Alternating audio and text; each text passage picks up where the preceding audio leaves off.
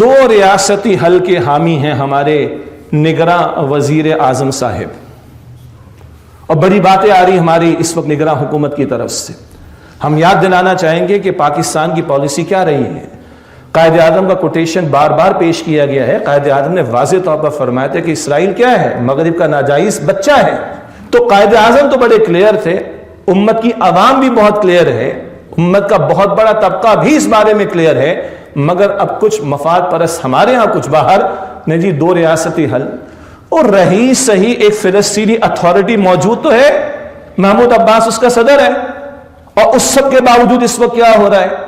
اور وہ نتن یاہو جو ہے وہ اقوام متحدہ میں کبھی گریٹر اسرائیل کا نقشہ دکھائے، اور اس کے اور ذمہ داران بار بار کہیں ہم تو گریٹر اسرائیل کی طرف پیش قدمی کریں گے، ہماری تو سرحدیں متعین نہیں ہیں، ہم نیل سے فرات تک جانا چاہتے ہیں۔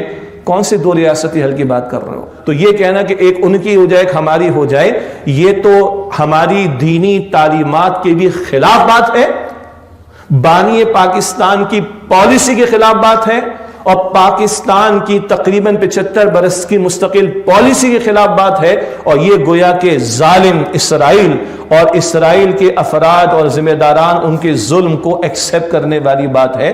اللہ تعالی ہمارے حکمرانوں کو ہوش کے ناخن لینے کی توفیق عطا فرمائے۔